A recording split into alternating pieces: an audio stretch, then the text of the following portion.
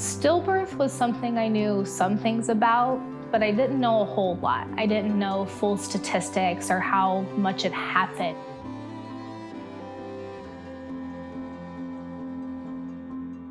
I have been pregnant 7 times.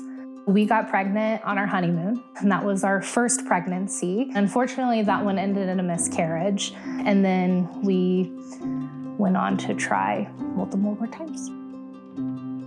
We got pregnant in May. We did our ultrasound, and there were 2 little sacs with 2 little babies in there.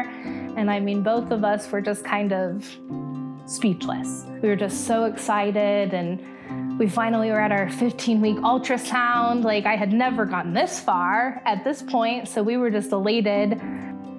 Wait to go see the doctor after the ultrasound. She sat down and asked us if we had heard about anything called anencephaly. No, and she's like, don't Google it. Anencephaly is a brain disorder, essentially. The brain doesn't develop in the fetus. I was sad after we got Haley's diagnosis,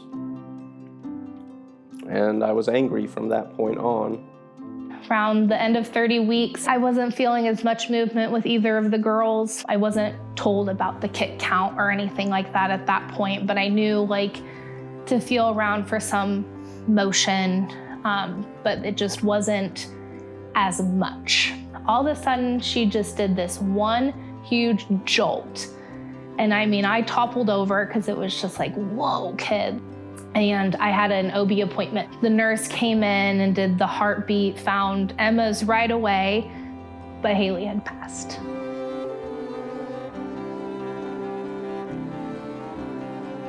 It was just life-changing in that moment. Nobody can prepare yourself for that feeling.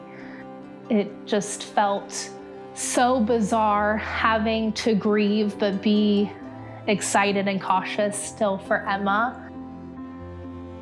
It was also scary too, since I had twins. Thankfully, they both had their own placentas. The doctor was like, your body's still gonna register your other placenta. And then I went to carry Emma until 37 weeks. Haley was born first, and so then they were working on to get Emma out, and there was no crying, nothing. And I'm panicked. I'm like, is Emma out? Is she out? Is she okay? Why isn't she crying? What's going on? And then finally, she let out the biggest wail. And at that point, my body just like relaxed. Another thing that I went through with my C-section, I was septic, I was highly infected, and I had no idea. I didn't know the signs to look for. I think another wide gap in knowledge for pregnant women are your health. Things happen during pregnancy. It's one of those things. I had heard of gestational diabetes before.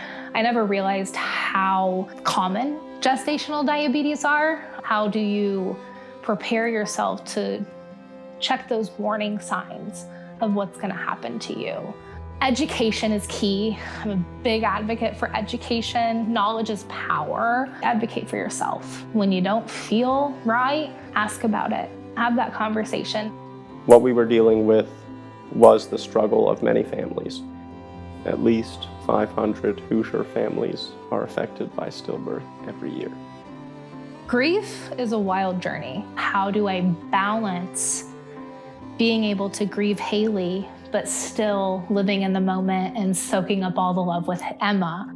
Really good way to help me grieve is helping other mothers who are going through what I went through. Fathers also carry emotional burdens when it comes to loss.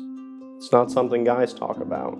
My advice to other dads going through a loss is to rely on the bonds of community to help them through it. The best kind of support through a journey such as this is provided by your loved ones. It's provided by others who share your pain. I feel like I'm keeping Haley's legacy alive by continuing to tell her story. I don't want Haley Grace's legacy to be death, but awareness.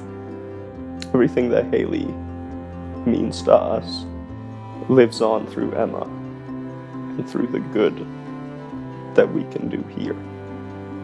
I would just want her to know how much I love her and how much I miss her and how every day I wish she could be here. If I could tell Haley anything, it's that she's not alone. There's many others. And Haley will live on in how we help those